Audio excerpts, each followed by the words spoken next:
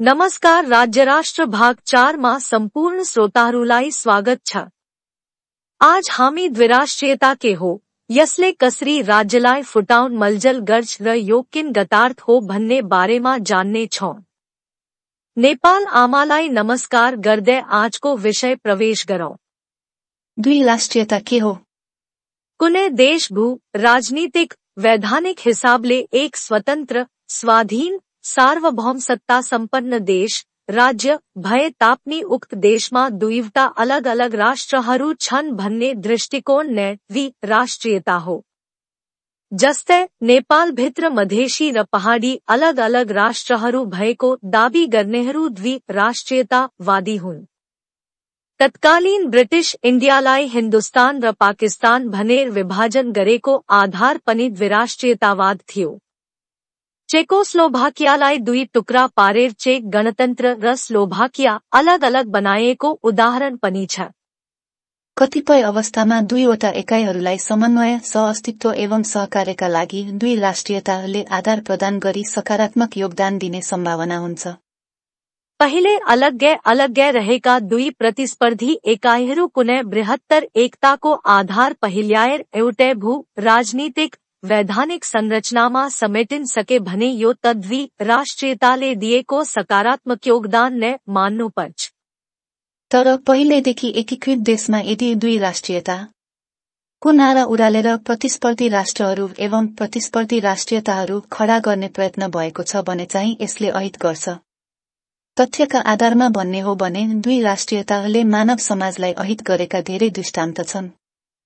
जब कुनै राज्यको जन्म नै पूर्ववर्ती बृहत्तर राज्यभित्रका विविध एकाइहरूलाई अलग अलग राष्ट्र मान्ने अवधारणाबाट हुन्छ भने त्यसरी जन्मेको राज्यले आफ्नो थप विभाजनलाई रोक्ने सैद्धान्तिक आधार हुँदैन।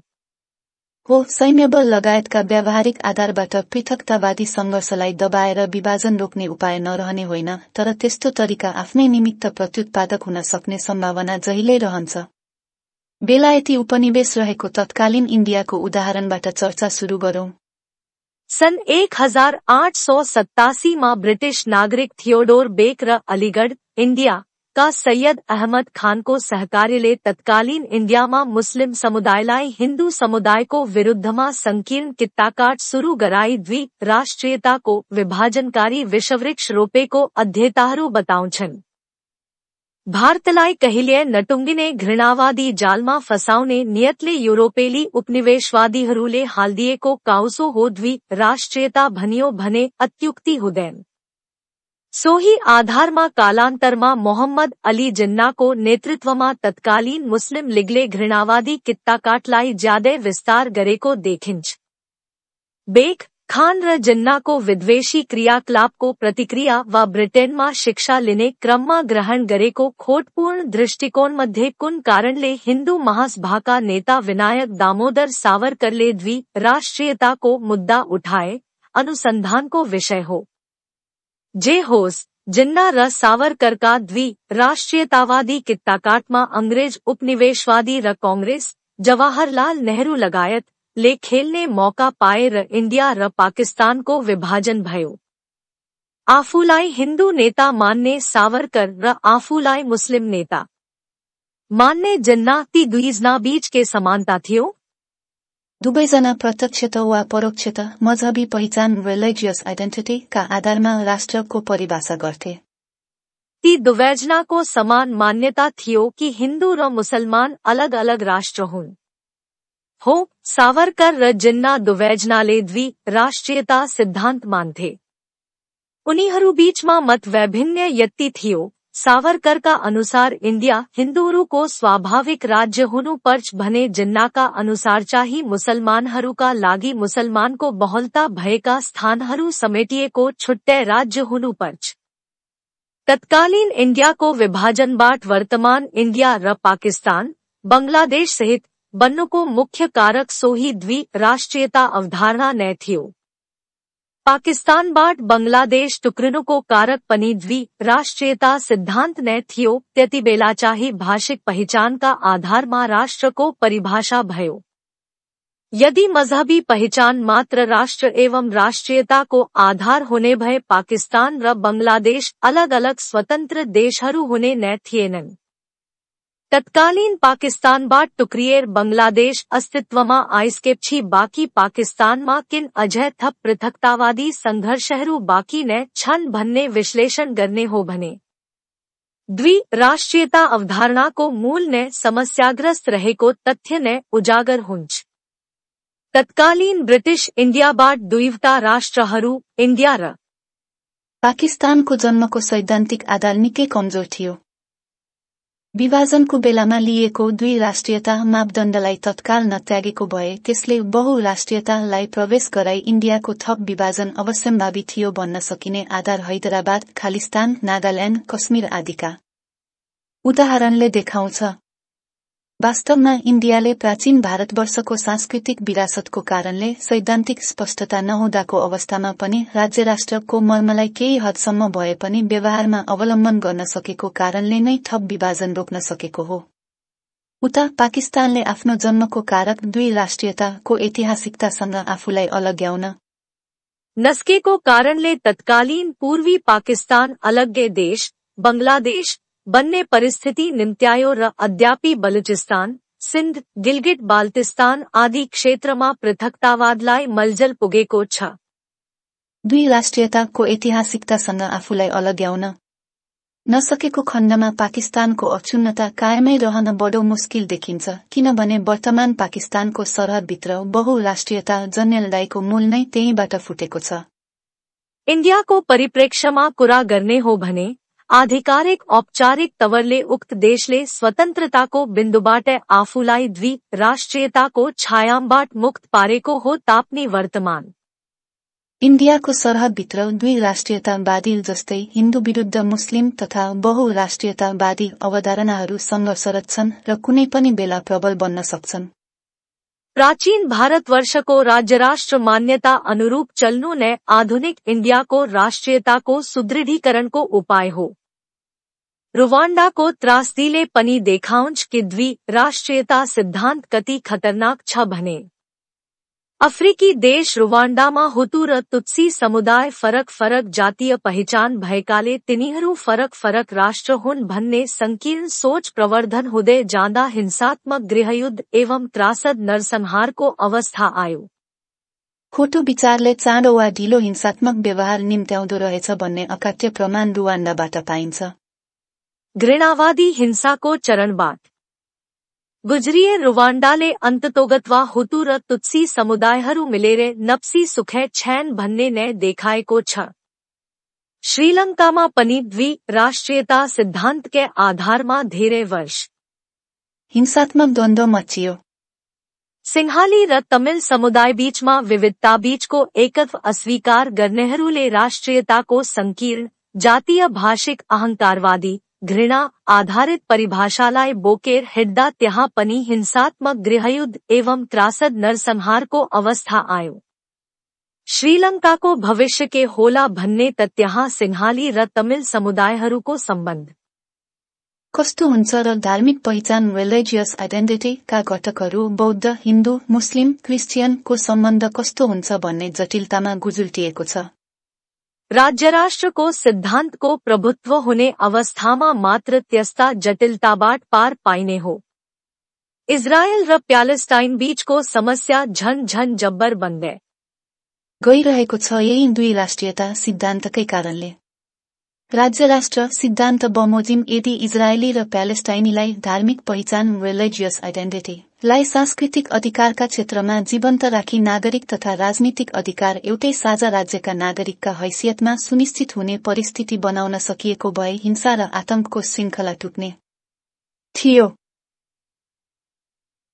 तर युरोपेली सन्दर्भमा बनेको राष्ट्र-राज्यको वैचारिक प्रदूषणबाट जन्मेको द्वि-राष्ट्रियतावादी दृष्टिकोणले इजरायली र प्यालेस्टाइनीलाई पुस्तौसम्म शत्रुको व्यवहारमा फसाएको छ। इजरायली र प्यालेस्टाइनीको सहमति नहुने घृणावादी कित्ताकाटका ऐतिहासिक कारणहरू अनेक रहेका हुनाले दुई राष्ट्रियतालाई मात्र कारक तत्त्व मान्न नहुने तर्क पनि आउन सक्छ, तर विगतका घाउहरूमा मलमपट्टी गर्ने बाटोमा दुई राष्ट्रियतावादी दृष्टिकोण बलियो तगारो रहेको तथ्य धरातलीय यथार्थ हो। दुई राष्ट्रियताको कारणले पीडितहरूको सूचीमा साइप्रस पनि छ। छिमेकी विदेशीको समेत सहभागितामा प्रवर्तित दुई राष्ट्रियताको विखालु प्रहारले साइप्रस दुई टुक्रामा विभाजित भएर रहेको छ। साइप्रसलाई साइप्रसकै हितको हिसाबबाट हेर्न नसकेर टर्केली र ग्रिसेली हितका हिसाबबाट किट्टाकाट गर्ने औजार दुई राष्ट्रियता नै हो। साइप्रसको एउटा भूभाग टर्कीको उपनिवेश सरह बन्नु एवं साइप्रस विभाजित हुनुको उपचार खोज्ने हो भने दुई राष्ट्रियतावादी दृष्टिकोणलाई नत्यागी हुँदैन। राष्ट्र र राज्यलाई अलग अलग परिघटनाका रूपमा हेर्ने युरोपेली प्रतिमानमै आधारित रहेको हुनाले दुई राष्ट्रियताका अनुयायीहरूले पनि राष्ट्रवाद नेशनलिज्म र देशभक्ति पैट्रियोटिज्मलाई अलग अलग मानेर परिभाषित गर्छन्। द्वि राष्ट्रियता अवधारणाको मूलमा पनि राष्ट्र राज्य माझ नै संकीर्ण पार्थक्यवादी, वैभिन्यवादी, अहंकारवादी, घृणावादी सोच रहेको हुन्छ। द्वि राष्ट्रियतामा पनि राष्ट्र र राज्यको अलग अलग परिभाषा हुन्छ। यसमा पनि राष्ट्रलाई पूर्ववर्ती र राज्यलाई परवर्ती मानिन्छ, जसमा संकीर्ण पहिचानको आधारमा राष्ट्र एवं राष्ट्रियता दाबी गरेर सोही अनुरूपको राज्य संरचनाको अपेक्षा रहन्छ। उक्त अपेक्षा जुन कुनै बेला पृथकतावादी महत्वाकांक्षामा बदलिन सक्ने सम्भावना पनि रहन्छ। अन्ततोगत्वा दुई राष्ट्रियता सिद्धान्तको विघटन हुन्छ र त्यसलाई बहुराष्ट्रियताले विस्थापित गराउँछ। संकीर्ण राष्ट्रियतावादी सिद्धान्त अन्तर्गतका तीनवटा अवधारणाहरू राष्ट्रराज्य, दुई राष्ट्रियता, बहुराष्ट्रियता मध्ये सैद्धान्तिक र व्यावहारिक सबै हिसाबले दुई राष्ट्रियता सबैभन्दा कमजोर छ। यो विघटनको प्रारम्भ भएकोले ढिलो चाँडो द्विराष्ट्रियतालाई बहुराष्ट्रियताले विस्थापित गरेको अनेकौं उदाहरणहरू देखिन्छ। राष्ट्र राज्य संघ इतिहासको अभिनिर्मित विश्लेषण, कंस्ट्रक्टेड एनालिसिस तथा अर्थापन इंटरप्रिटेशन का साथै तत्काल सत्तारूढ़ शक्ति संरचनाको अनुकूल प्रवर्धित संकथनहरूको आड रहेको हुन्छ। दुई राष्ट्रियताले उक्त तत्त्वहरूलाई कमजोर पार्ने भएको हुनाले राष्ट्र राज्यवादी तत्काल सत्तारूढ़ शक्ति संरचना र दुई राष्ट्रियतावादी अनिवार्य लडाईँमा फस्छन्। राष्ट्र राज्यवादीले कि त द्वि राष्ट्रियतावादी समक्ष हार स्वीकार्नु पर्छ कि त सकेसम्मको शक्ति प्रयोग गरेर द्वि राष्ट्रियतावादीलाई सिद्ध्याएको देखिन्छ। इन्डिया र पाकिस्तानको विभाजन तथा पाकिस्तान र बंगलादेशको विभाजनका साक्ष्यहरूका साथै लेबनान, रुवान्डा, श्रीलङ्का आदि देशका साक्ष्यहरूबाट पनि सहजै बुझ्न सकिन्छ कि यस्तो लडाईँमा जनधनको बेहिसाब क्षति हुन्छ। बाह्य पराई शक्तिको निर्णायक हस्तक्षेप निम्त्याइएको अवस्थामा बाहेक सामान्यतया तत्काल सत्तारूढ़ शक्ति संरचनाले आफ्नो देशलाई अखण्ड राख्ने अधिकारको वैधानिकताका आडमा दुई राष्ट्रियतावादीको सफाया गरेको विभिन्न देशको ऐतिहासिक तथ्य देखिन्छ। द्वि राष्ट्रियतावादीले बाह्य पराई शक्तिको परोक्ष वा प्रत्यक्ष मद्दत लिएको अवस्थामा पनि परिस्थिति जुनकुनै बेला उनीहरूकै प्रतिकूल हुन सक्ने तथ्यलाई भिन्द्रावाले खालिस्तान, प्रभाकरण, तमिल इलम, बुक्ती, बलुचिस्तान आदिका घटनाले देखाएका छन्। दुई राष्ट्रियतावादीले जुन आधारमा पृथक राष्ट्रियताको दाबी गरेको हो, भाषा, संस्कृति, भौगोलिक विशिष्टता, उस्तै समानता भएका समुदाय छिमेकी देशमा समेत रहेछन् भने त झन स्थिति थप जटिल बन्छ। टर्की, इराक र सिरियामा बाँडिएका कुर्द समुदायको नाममा कुर्दिस्तानको प्रसंग यहाँनेर सान्दर्भिक छ, जहाँ कुर्दिस्तानी पृथकताको पक्ष र विपक्षमा भएका हिंसाको श्रृङ्खला रोकिने छेकछन्द देखिएको छैन। बलुचिस्तानको पृथकतावादी संघर्षसँग वर्तमान पाकिस्तान, अफगानिस्तान र इरानको समेत सरोकार रहेको छ र उक्त तीनैवटा देशहरूले बलुचिस्तानी पृथकतालाई दबाउन हरसम्भव शक्ति प्रयोग गर्छन् नै। द्वि राष्ट्रियताकै जस्केलोबाट पसेर विदेशीहरूले साइप्रसलाई विभाजन गराएको घटनाबाट पनि धेरै पाठ सिक्न सकिन्छ। मुख्यतः इन्डियाको सरहदभित्र संघर्षरत कामतापुरका पृथकतावादीहरूले वर्तमान नेपाल र बंगलादेशका केही अंशमा समेत दाबी गरेका हुनाले कामतापुरी पृथकतावादलाई नामेट पार्नुमा इन्डिया नेपाल र बंगलादेशको साझा स्वार्थ देखिन्छ। तमिल इलमको माग लिएर सुरु भएको पृथकतावादी लडाईँलाई जुन छिमेकी देशले मलजल गर्यो, सोही देशले कालान्तरमा श्रीलङ्का सरकारको पक्षमा प्रत्यक्ष सैन्य परिचालन समेत गरेको ऐतिहासिक पक्ष यहाँनेर स्मरणीय छ। नेपालमा द्वि-राष्ट्रियतावादी दृष्टिकोणबाट मधेसको व्याख्या हुँदै जाँदा नेपालको मधेससँग जोडिएको छिमेकी देश इन्डियाको भूभागमा पनि भाषा, संस्कृति, भौगोलिक विशिष्टता आदिका आधारमा उस्तै पृथकतावादी दृष्टिकोण बढ्नेछ र अन्ततोगत्वा इन्डियाले समेत पृथक मधेसको विरुद्धमा कठोर कारबाही गर्नेछ भनी विश्लेषण र आकलन गर्ने पर्याप्त वस्तुनिष्ठ अब्जेक्टिभ आधार देखिन्छ।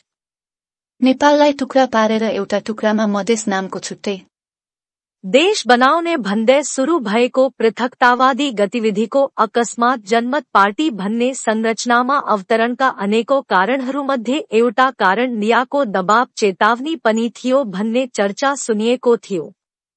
केवल 2वटा मात्र प्रजाति, जाति, धार्मिक समुदाय, भाषिक समुदाय आदिको उपस्थिति भएको भूभाग कहीँ अपवाद बाहेक सामान्यतया हुँदैन। त्यसैले 1बाट 2को कुरा उठ्नासाथ चाँडो वा ढिलो त्यो विघटनात्मक अर्थापन डेरिभेटिभ इन्टरप्रिटेसन ले उत्तरोत्तर संख्यात्मक वृद्धिलाई निम्त्याउँछ।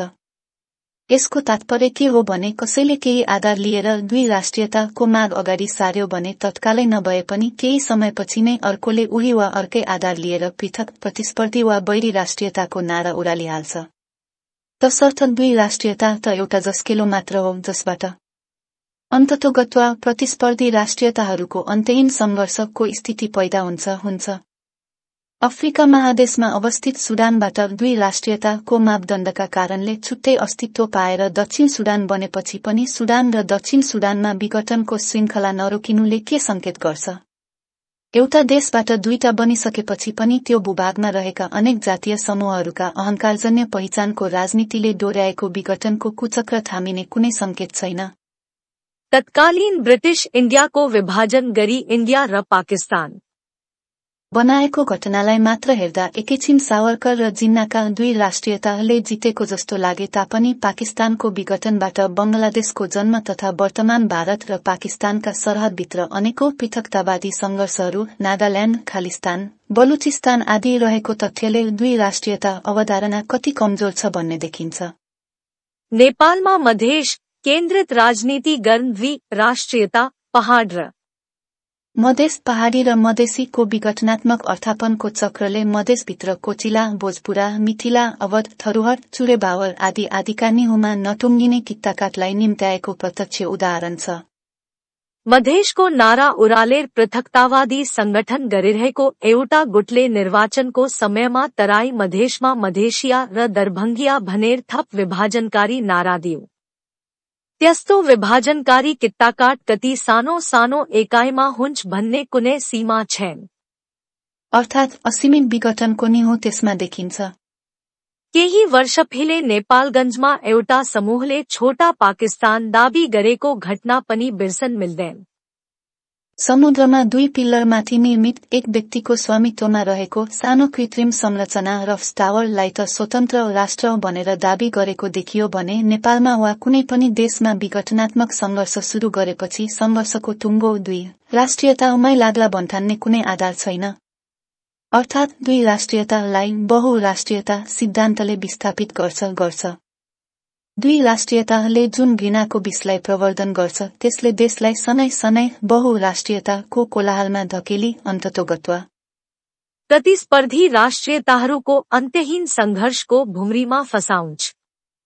यसरी द्विराष्ट्रियतावादीहरू जहिल्यै राष्ट्रराज्यवादी र बहुराष्ट्रियतावादीको दोहोरो चेपमा परेर समाप्त हुने गरेको ऐतिहासिक तथ्यहरूले देखाइसकेका छन्।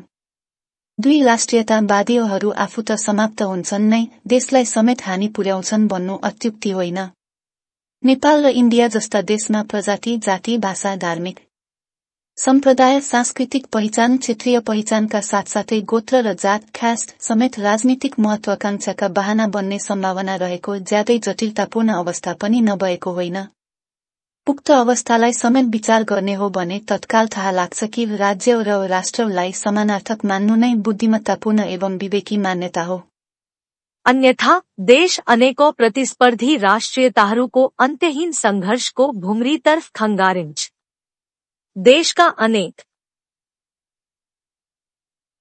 प्रजाति, जाति, भाषा, धार्मिक सम्प्रदाय, सांस्कृतिक पहिचान, क्षेत्रीय पहिचान आदिलाई प्रतिस्पर्धी तत्त्वहरू नमानी राज्यका विविध अवयव मानेर बृहत्तरकताका आधारमा सुसंयोजन गरिने हुनाले राज्य राष्ट्र स्टेट नेशनमा कुनै पनि प्रतिस्पर्धी राष्ट्रहरू एवं प्रतिस्पर्धी राष्ट्रियताहरूको संघर्षलाई स्थान रहँदैन। तसर्थ दुई राष्ट्रियतावादलाई जति छिटो राज्य राष्ट्र स्टेट नेशन सिद्धान्तले परास्त गर्छ, देशको हित उति नै बढी हुन्छ। सुन्नेलाई सुनको माला भन्नेलाई फूलको माला र लेखकलाई ईश्वर कृपा बनिरहोस्। यहाँहरू सबैको जीवन सुखद रहोस्।